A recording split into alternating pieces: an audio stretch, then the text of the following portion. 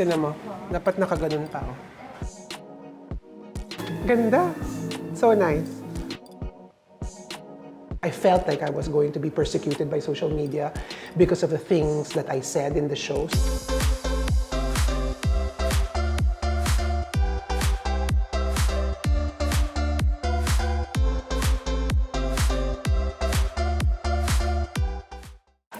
Hi guys! Well, this video is going to be quite fun because as a judge on Project Runway, sorry, not Project Runway, on RuPaul's Drag Race. As a judge on RuPaul's Drag Race, I gave a prize to one of my favorite queens. Her name is Venus Deluxe because she's so talented and she's so amazing. So I decided to really gift her. It wasn't on the script. It wasn't even sort of like part of the program, but because I fell in love with Venus, I decided to give her a couture gown, custom-made couture gown.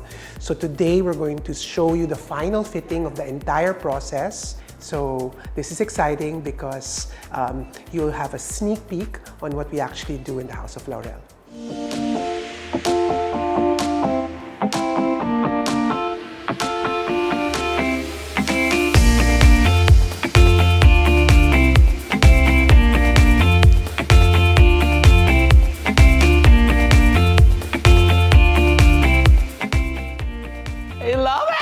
Achieve yung tangkad, yung laki. Titingnan pa natin mamaya, we'll look at it in the fitting. Pero malapit na, mga 75% finish. Kasi siyempre pupunuin pa namin ng crystals. Oh my God, papasabugin pa lalo. Yeah! Tignan mo, dapat nakaganon pa. Oh. Okay. Kasi gumaganon eh. Okay. Yan, oh.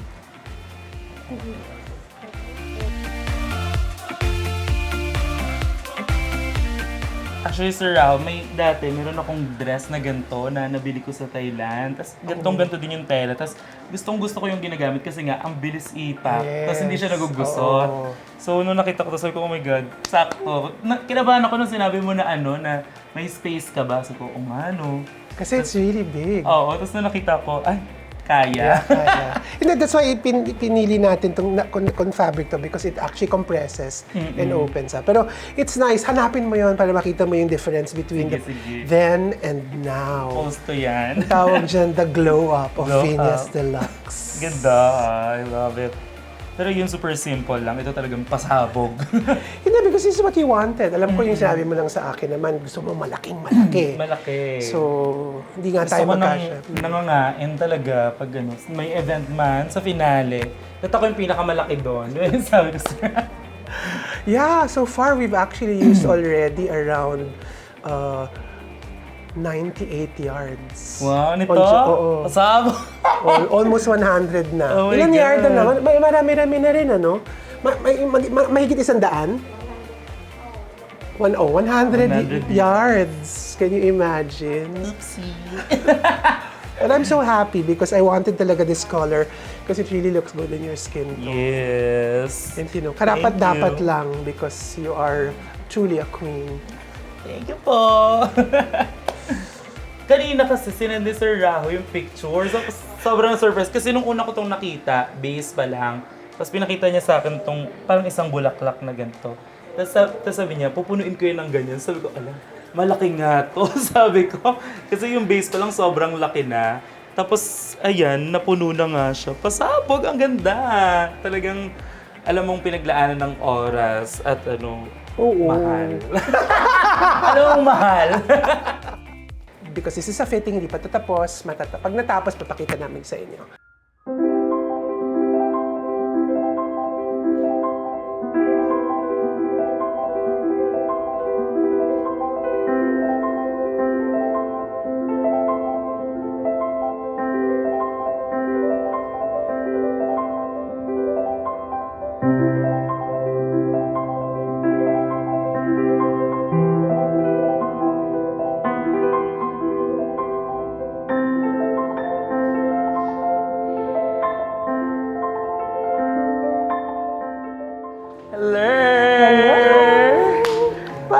This is it! Hello po. How are you? Good.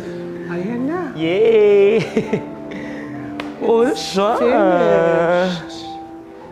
Ito likod, oh. Ang tawag natin dito, La Fatima de Naranja. La Fatima.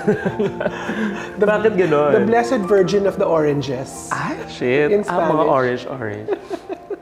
Ay, dapat may dala pala ako mga mga prutas, no? Orange. Pero baka masyado nang madami. Oo nga. Iniisip ko magdala na ako ng gin. Ayan. Tapos orange. Gin orange.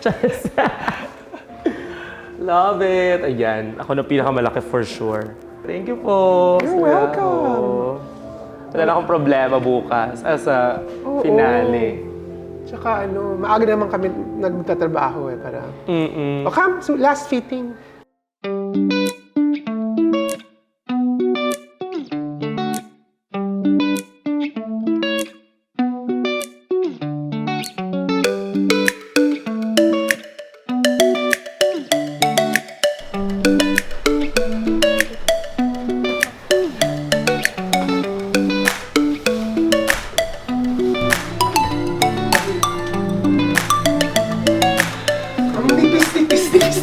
Nakita mo kung gano'ng katagis.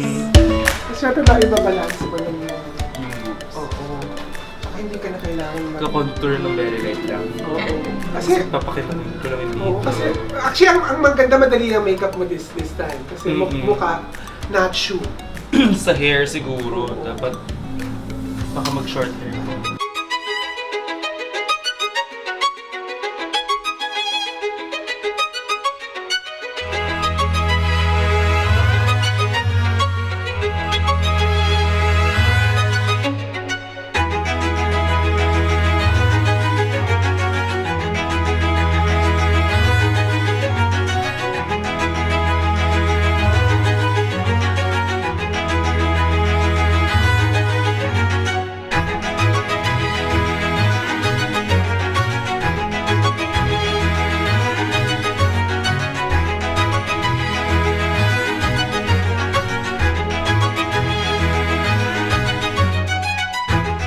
Ganda.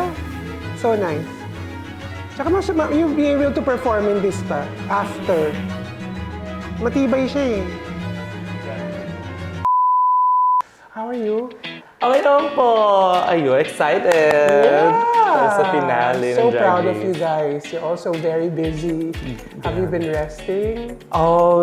Everyday may ganap, pero nakakapagpahinga naman po. Pero grabe ang bago sa buhay, simula ng first episode hanggang ngayon.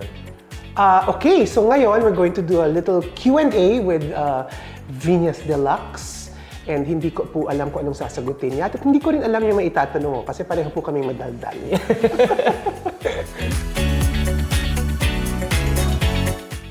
Una ko siya nakita sa workroom yung sa design challenge. Kinabahan na ako agad, syempre. Tapos, nabanggit kasi siya din sa akin nung isang nag-design ng outfit ko. Tapos, ayun, sabi ko, ang hard naman, agad-agad. Parang designer din yung mag-judge siya, ide-design namin. So parang sabi ko, paano? Tapos very technical din kasi nagtuturo din si Sir Rajo, diba? So, kinabahan ako, pero natuwa ako nung may mga sinuggest siya. Hindi ko makalimutan yung sa tingting na iganon-ganon, lagyan ng goma, kaibigan ko daw ang glue gun. So, sabi ko, bongga, mukhang may future. Pero kabado pa rin, syempre. Di ko naman alam kung anong kalalabasan ng design ko nun eh. Tapos, nanalo pa ako ng dress. Nasuotin ko sa finale, ng couture gown, di ba? Sabog. You know, she really just stood out. That entire episode, I mean, if you line them up, it was her really that had a narrative, may storya, may construction, at saka may dating. At higit sa lahat, nadapa pa siya eh. Tapos biglang even nung nadapa siya, ginamit niya yung actions niya sa damit niya. Tapos dahil yung damit niya had integrity, hindi bumatak. I mean, imagine, kahit na dikit-dikit lang yon, kahit na nadapa siya, buo pa rin yung damit habang naglalakad siya at nadapa siya. I was drawn to her from the beginning. In fact, since when we see this, probably the season 1 would have been over. I really, you were my favorite. Thank you po. But all of them naman are very special to my heart. But Venus had that extra flavor, extra spice that combines so many things I love about drag. A sense of humor, a sense of camp, and a lot of times, for that particular episode, really, it made her really stand out and made her the front runner. Siyempre, nakakataba ng puso, di ba? Parang, talaga. Kasi parang, hindi ako sanay talaga mag-construct ng mga damit, ganyan. Parang kasi, ang dami ko nang ginagawa na ibang bagay na gusto kong pag-focusin, like sa hair, sa drag, sa pag-perform. Tapos parang gusto kong maggawa ng dress, pero parang ayoko nang anuhin kasi baka hindi ko na ma-focusin yung iba. Tapos parang dahil sa Drag Race, doon ako nag-start nung sa preparation na mag-aral din magtahe ng konti. Tapos kaya ko din pala. Tapos ngayon, At saka to add to that, yung price na yon, nagulat lang talaga yung producers. Sabi ko, hindi, yung mananalo nito gusto kong bigyan ng incentive. So yun yung incentive na parang do well and then of course more blessings will come and then, nag-offer ako na, that wasn't in the script as in pati yung mga producer, sabi ko, Sabi ko, yeah, I think it will be good because mahirap yan. It's such a, I don't know if people truly understand how difficult the Queen's experience in Drag Race is. It is unlike any other experience that a human being can actually go through. At being part of the production, yung experience namin, even if I'm the judge and they're the queens, our experience, mabibilang lang siguro sa 300 ang napagdaanan ng buong mundo what kind of experience that is. And it's something that will never sort of like remove from us, that bond, regardless of whether we sort of like go old and gray. That experience being the first show is something else. I mean, it's hard to explain, but what you went through and in that entire filming process during the pandemic was something that will talagang itatatak na sa damdamin namin at sa puso namin at sa mga aming mga buhay, panghabang buhay. Kompleto talaga siya from super saya to super lungkot. Talagang full experience. Kaya kung pwedeng ulitin na natin. Char! Ang saya! I mean, for me, para sa akin, it was really made for Venus. She gave me a couple of directions and basically, she has certain branding DNA concepts that in my head have already been in place. For instance, that particular gesture of fantasy and I like her, even sa umpisa pa lang meron talaga siyang parang relationship with the Virgin Mary. I don't know why, pero yun yung parang image na nakikita ko palagi pag si Venus. There's sort of like this particular aura of the Blessed Virgin. And then so we started from that. So in fact, the gown, I christened the gown La Virgen de la Naranja, or in English, the Virgin of the Oranges. Because, wala lang. And I wanted a color that's unusual, yung hindi masyado nakikita on drag. Yeah. So, syempre, I went back to certain anecdotes of all the drag queens from all the franchises. Wala pa talagang nag-orange masyado. So that's going to be a really unique color for Venus. And wala lang, I basically really sort of like wanted to make her, like with anything that we do in the House of Laurel, A, beautiful, B, happy, and 3, special. So those are the 3 attributes that we always try to achieve, regardless of whether you're a drag queen or you're a regular client in our house, in our shop, rather. Wala. Pauwi na lahat agad. Para ako na yung panalo. Sino pa bang hindi nag-lip sync? Lip sync na hindi natin talagang nakita. Did everybody lip sync? I don't think Marina ever lip synced.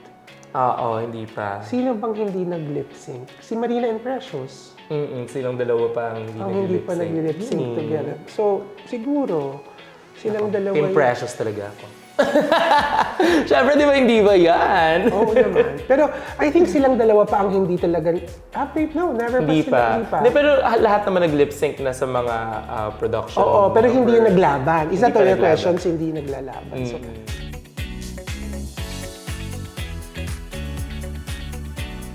Ako, ang nakuha ko ay family. Ayan, love sa mga sisters na hindi naman kami ganun ka-tight before sa sisters tsaka sa judges, syempre, na mga naging friends din namin like sila Sir Rajo, si Kalat Karen, sila Mama Pao. Parang nagkaroon ako ng bagong family dahil sa Drag Race at support system din. Plus, yung mga supporters namin ngayon na bago namin din nakilala na grabe outpouring yung love na binibigay sa amin. So, overwhelming talaga. For me, I really learned a lot. I think that in my case, I never learned in any experience such as Drag Race, primarily because I experienced a lot of different things like social cancellation. Parang I felt like I was going to be persecuted by social media because of the things that I said in the show. So my learning is to really sort of like be more compassionate, be more understanding, and at the end of the day sort of like realize that words have power. And even if you sort of like if your intentions are pure, it lands very differently, primarily because when you criticize a person, it embodies not just the outfit, but the entire being. So that for me is the biggest lesson, is to truly still remain authentic, because I wanted to be authentic. I think the beauty of Drag Race Philippines was the fact that we were all so truly honest. Walang plastic, walang, whatever, what you saw was really that. And it was just edited in such a way to create a narrative. And I think that's going to be what really sets Drag Race Philippines apart from all the franchises, because we have heart. And our heart is on our sleeves. I think the whole experience was truly, as you said, one of the most memorable things that I've ever experienced, not only in a show, but in life. I'm wishing that there's a season 2. I mean, di ba, we don't know. I mean, in fact, it's funny kasi, off the record, somebody was quoting me na may season 2 na daw. Sabi, hindi ko naman sinabi yun. Ang sinabi ko, baka, abangan natin, subukan natin, i-manifest natin. Pero, let's pray na magkakaroon ng season 2. Sana, kasi ako, bongga, kasi ang dami kong kakilala, nagpe-prepare na. Wala pang ina-announce. Ang daming excited for season 2 kasi ang daming nagulat sa reception ng mga tao about Drag Race. So parang lahat sila excited. Tapos kami din na mga nasa Drag Race, parang sinishare din namin yung light para sa mga queens na mga wala masyadong stages na napagpa-performance. So ini-invite din namin sila for viewing parties. Tapos nakikilala din sila ng mga fans ng show. So, excited sila sumali. May mga pambato na nga yung mga supporters agad eh. Yeah. Ako din may tutulungan na ako agad sa next season. And if ever, one of the best things that ever happened to Drag Race is that we celebrate our community, and we celebrate really that opportunity to help one another and to be together side by side, being a community that's filled with love, filled with, again, compassion, and at the end of the day, a community that you don't feel alone. Because I think it's very important that a lot of people who have watched the show, will realize that drag is an art form. Na ang punot dulo nito, napakahirap maging drag queen. And parang for me, the most important is magkaroon ng respeto sa art na ginagawa nila. Dahil hindi pangkaraniwan. Kailangan natin silang suportahan and give justice to their art form.